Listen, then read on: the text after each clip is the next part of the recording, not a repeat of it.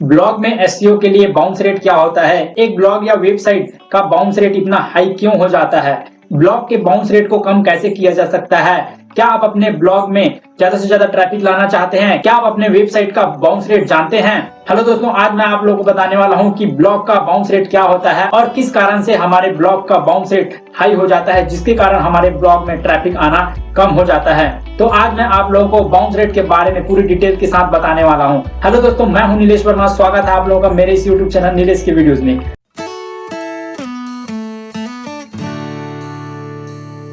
दोस्तों, आज हम एक ब्लॉग या वेबसाइट का बाउंस रेट कैसे पता किया जा सकता है और बाउंस रेट को कैसे कम किया जा सकता है, जिससे हम ज्यादा से ज्यादा अपने ब्लॉग में ट्रैफिक ला सके, इसके बारे में आज मैं आप लोगों को 3 पॉइंट शेयर करने वाला हूं। तो चलिए दोस्तों, शुरू करते हैं। आज मैं आप लोगों को ब्लॉग में बाउंस रेट से रिलेटेड 3 टाइप की जानकारियों के बारे में बताने वाला हूं, जिसमें मैं पहले पॉइंट में मैं आप लोगों को एक ब्लॉग में या वेबसाइट में बाउंस रेट क्या होता है इसके बारे में बताऊंगा। दूसरे पॉइंट में हम ब्लॉग या वेबसाइट का बाउंस रेट हाई क्यों हो जाता है इसके बारे में बात करेंगे। तीसरे पॉइंट में हम ब्लॉग का बाउंस रेट को कैसे कम कर सकते हैं, इसके बारे में मैं आप लोगों को A to Z बताऊंगा। तो यदि आप ब्लॉग में नए हैं या फिर आप बाउंस रेट के बारे में जानते भी हैं और अपने बाउंस रेट को और अच्छे से कम करना चाहते हैं और आप अपने ब्लॉग में ज्यादा से ज्यादा ट्रैफिक लाना चाहते हैं बाउंस रेट को कम करके, आप अपने ब्लॉग में बाउंस रेट के ऊपर काम करना चाहते हैं, एसईओ के ऊपर काम करना चाहते हैं, आर्टिकल के ऊपर अच्छे से अच्छे ट्रैफिक लाना चाहते हैं, तो इस वीडियो को आप अंत तक जरूर देखते रहिए। मैं आप लोगों को बाउंस रेट से रिलेटेड बहुत सारी इंफॉर्मेशन इस वीडियो में आप लोगों को देने वाला हूं। सबसे पहले हम किसी ब्लॉग या वेबसाइट का बाउंस रेट क्या होता है इसके बारे में बात करते हैं।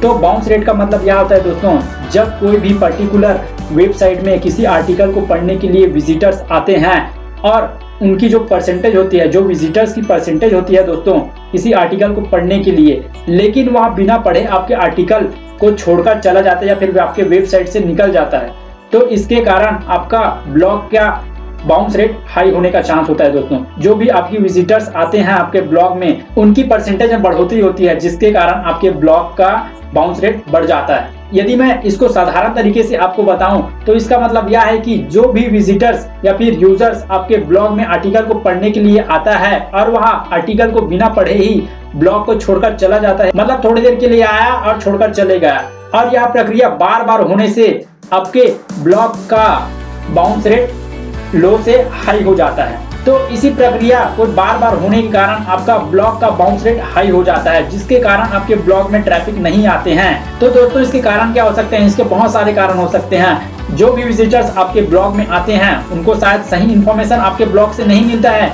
शायद आपने क्वालिटी कंटेंट आर्टिकल नहीं लिखा है, इसीलिए वे ब्लॉग को छोड़कर चले जाते हैं। शायद उनको आपका ब्लॉग पसंद नहीं आया, या फिर आपके लिखने का तरीका पसंद नहीं आया, या फिर उनको आपके ब्लॉग का डिजाइन पसंद नहीं आया है, जिसके कारण वे आपके ब्लॉग को छोड़कर चले जाते हैं। तो आपको इन सब बातों पर वर्क करना होगा, जिससे आपका ब्लॉग का बाउंस रेट लो हो जाए और ज्यादा से ज्यादा ट्रैफिक आए और आप ज्यादा से ज्यादा पैसे कमा पाए। तो चलिए दोस्तों, अब आप लोगों ने जान लिया कि ब्लॉग का या फिर वेबसाइट का बाउंस रेट क्या होता है। अब मैं आप लोगों को बाउंस रेट हाई होने के कारण बताते हैं दोस्तों। देखिए दोस्तों, ब्लॉग में बाउंस रेट हाई हो जाने के कारण बहुत सारे हैं, तो मैं आप लोगों को इसको एक एक करके बताता हूं। ब्लॉग में लोडिंग टाइम ज्यादा होना, आपके ब्लॉग में सिंगल पेज साइट होना, आपका इंटरनल लिंक लोगों को पसंद ना आना, आपके ब्लॉग में खराब क्वालिटी के कंटेंट्स या फिर आर्टिकल होना, ट्रैफिक के लिए गलत गलत कीवर्ड पर काम करना, वेबसाइट या ब्लॉग का डिजाइन खराब होना, लिखने का तरीका गलत होना, हेडिंग अट्रैक्टिव ना होना, विजिटर को पसंद ना आने वाला आर्टिकल होना। तो दोस्तों, इन सब पॉइंट के कारण आपके ब्लॉग का बाउंस रेट हाई हो जाता है। तो आपको इन सभी पॉइंट पर काम करना होगा। जब भी आप अपने ब्लॉग में आर्टिकल लिखते हैं और साथ ही साथ एसईओ करते हैं, तब उतने समय आपको इन सब बातों का ध्यान रखना चाहिए कि आपके ब्लॉग में क्वालिटी कंटेंट आर्टिकल होना चाहिए। और जो मैंने अभी आप लोगों को इन सारे पॉइंट को बताया, इन सारे पॉइंट को अच्छे से आपको करने आने चाहिए। अब आप ये सोच रहे होंगे कि ब्लॉग या वेबसाइट का बाउंस रेट कितना होना चाहिए, तो दोस्तों मैं आप लोगों को बताता हूँ। जो 1 से 10% के बीच में ब्लॉग आते हैं दोस्तों, उनका बाउंस रेट बहुत ही कम होता है, मतलब उनका जो भी ब्लॉग या वेबसाइट है वो बहुत ही अच्छा है दोस्तों, यानी उनके ब्लॉग में ज्यादा से ज्यादा ट्रैफिक आता है। अब दोस्तों बात करते हैं जो 10% से 40% के बीच में आते हैं दोस्तों, वो एक एवरेज ब्लॉग साइट होता है दोस्तों, मतलब उसमें ट्रैफिक आते हैं, ठीक है, मतलब बहुत ज्यादा ट्रैफिक आते हैं, लेकिन 1 से 10% वाले से कम आते हैं, ठीक है। अब जो 40 से 70% वाले हैं दोस्तों, उसमें ज्यादातर ब्लॉग आते हैं, मतलब बहुत सारे ऐसे ब्लॉग हैं जो 40 से 70% वाले बाउंस रेट के अंतर्गत आते हैं, और जो 70 से 75% के बीच में आते हैं, उसमें सभी तरह के ब्लॉग आते हैं दोस्तों, ठीक है।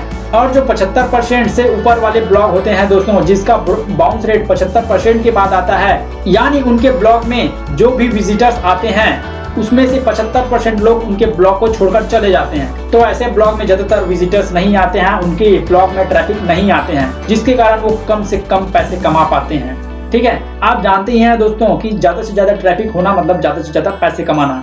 तो आपको अपने ब्लॉग में ज्यादा से ज्यादा ट्रैफिक लाना है। अब चलिए दोस्तों, मैं आप लोगों को बताता हूं कि अपने ब्लॉग का बाउंस रेट को आप कैसे कम कर सकते हैं। तो इसके लिए बहुत सारे पॉइंट है दोस्तों, मैं अभी आप लोगों को इसके बारे में स्टेप बाय स्टेप बताऊंगा कि आप अपने ब्लॉग का बाउंस रेट को कैसे कम कर सकते हैं। उसके ऊपर आपको काम करना होगा। आप अपने ब्लॉग के एसईओ के लिए बाउंस रेट को कम कर सकते हैं दोस्तों।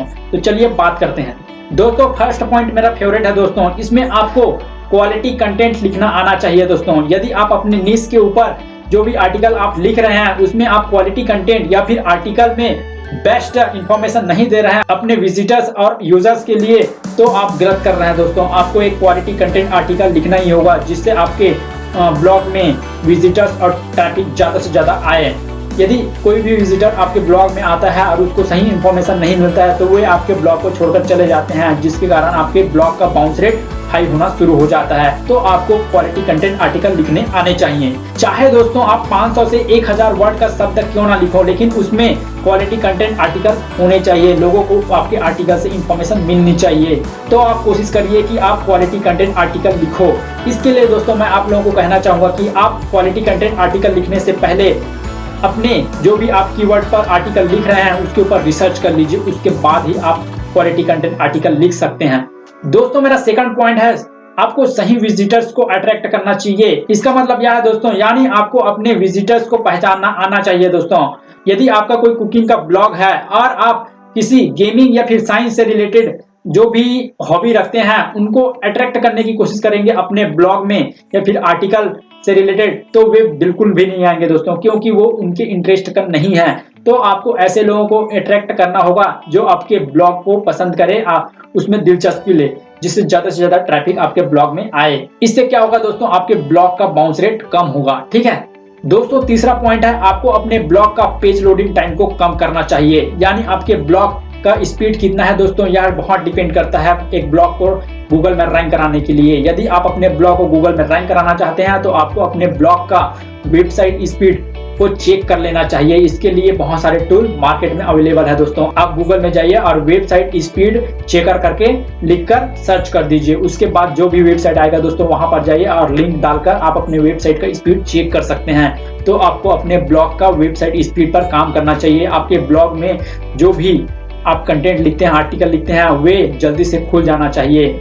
यदि कोई यूजर आपके ब्लॉग में आता है और आपका पेज जो है, जो आपने आर्टिकल लिखा है, वो 1 से 3 सेकंड के बीच में नहीं खुलता है, तो वह विजिटर आपके ब्लॉग को छोड़कर चला जाता है और किसी दूसरे ब्लॉग में चला जाता है। ज्यादातर देखा जाता है कि बड़े साइज की इमेज लगा देने से पेज का लोडिंग टाइम ज्यादा बढ़ जाता है दोस्तों। तो आप कम से कम साइज का इमेज उपयोग कर सकते हैं। यदि आपका ब्लॉग वर्डप्रेस में है तो आप बहुत सारे प्लगइन का उपयोग कर सकते हैं अपने जो भी आप इमेज लगाते हैं उसको मैनेज करने के लिए। चौथा पॉइंट दोस्तों, आपके ब्लॉग या वेबसाइट का डिजाइन बहुत ही अच्छा होना चाहिए। यानी जो भी विजिटर्स आपके ब्लॉग में आए उनको समझ आना चाहिए कि आपका ब्लॉग का डिजाइन बहुत ही अच्छा है और उनको पसंद भी आना चाहिए।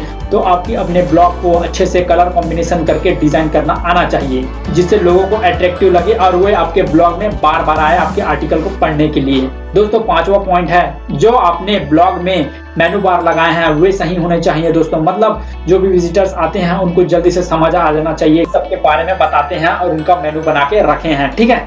छठवां पॉइंट मोस्ट इंपॉर्टेंट है दोस्तों, आपको अपने लिखने के तरीकों को बदलना आना चाहिए, ठीक है। मतलब आपको अपने आर्टिकल को ऐसे लिखना आना चाहिए कि लोगों को पसंद आए और आपके जो भी यूजर्स हैं, विजिटर्स हैं, वे आपके आर्टिकल को पूरा पढ़े बगैर नहीं जाएं।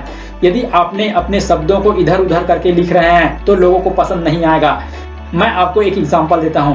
मान लीजिए आप कुकिंग से रिलेटेड एक ब्लॉग बनाए हैं और उसमें आप हेडिंग ऐसे लिखते हैं, कैसे जलेबी बनाएं, तो यह कुछ ठीक नहीं लग रहा है दोस्तों। तो आपको हेडिंग ऐसे डालना चाहिए, जलेबी कैसे बनाएं। देखिए दोस्तों ये अच्छा लग रहा है और लोगों को पसंद भी आएगा, तो आपको ऐसे ही लिखना चाहिए। आप ऐसे उल्टा सीधा शब्दों को नहीं लिख सकते हैं। सातवां पॉइंट है दोस्तों, जब भी आप अपने आर्टिकल में हेडिंग डालते हैं तब वह अट्रैक्टिव लगना चाहिए और लोगों को समझ आ जाना चाहिए। तो आप अपने हेडिंग पर भी काम करें, आपको अट्रैक्टिव हेडिंग लिखना आना चाहिए। 8वां पॉइंट है दोस्तों, जो आप अपने ब्लॉग में इंटरनल लिंक लगाते हैं वह किसी दूसरे पेज में खुलना चाहिए दोस्तों। ठीक है, यदि कोई विजिटर्स आपके ब्लॉग में आर्टिकल पढ़ने आता है और वह इंटरनल लिंक पर क्लिक कर देता है तो वह जो पेज है वह नेक्स्ट पेज में खुलना चाहिए, यानी जो आपका पुराना पेज जो विजिटर्स पढ़ रहा था वो भी पेज खुला रहेगा और नेक्स्ट पेज भी खुला रहेगा। इससे क्या होता है दोस्तों, आपके ब्लॉग का बाउंस रेट कम होता है। ठीक है, 9वां पॉइंट में भी मैं आप लोगों को इंटरनल लिंक के बारे में ही बताना चाहता हूं। जब भी आप आर्टिकल लिखते हैं और उसमें इंटरनल लिंक तो जरूर लगाते हैं, तो आपको सेम कैटेगरी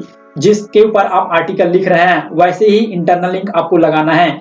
फॉर एग्जाम्पल के लिए आप एसईओ क्या है लिख रहे हैं और नीचे में ऑन पेज एसईओ कैसे करें इसके बारे में लिख रहे हैं, तो यह सेम कैटेगरी में आता है दोस्तों। ठीक है, और यदि आपने यहाँ पर एसईओ क्या है और नीचे में आपने किसी दूसरे टॉपिक पर इंटरनल लिंक लगा दिया है तो लोगों को इससे मजा नहीं आएगा दोस्तों। ठीक है, 10वां पॉइंट और लास्ट पॉइंट ये है दोस्तों कि आपका जो भी ब्लॉग है वो मोबाइल फ्रेंडली होना चाहिए, यानी आपका ब्लॉग मोबाइल में भी खुल जाना चाहिए। इसको बोलते हैं रिस्पॉन्सिव पेज होना चाहिए। ठीक है, आप अपने ब्लॉग को डिजाइन करते समय उसमें जो थीम लगाते हैं वह रिस्पॉन्सिव जरूर होना चाहिए। ठीक है, या फिर जो भी आप टेम्पलेट यूज कर सकते हैं वह रिस्पॉन्सिव होना चाहिए। मोबाइल में भी आपका ब्लॉग जल्दी से खुल जाना चाहिए और अच्छा दिखना चाहिए। तो दोस्तों मैंने आप लोगों को ब्लॉग का बाउंस रेट कम करने के 10 तरीके बता दिए हैं, अब आपको इन सभी पर काम करना चाहिए। आई होप दोस्तों आप लोगों को यह वीडियो अच्छा लगा होगा और अब आप समझ गए होंगे कि ब्लॉग का बाउंस रेट क्या होता है और यह हाई क्यों हो जाता है और इसको कैसे कम किया जा सकता है। ठीक है, तो अब आप इसके ऊपर जरूर काम कीजिएगा।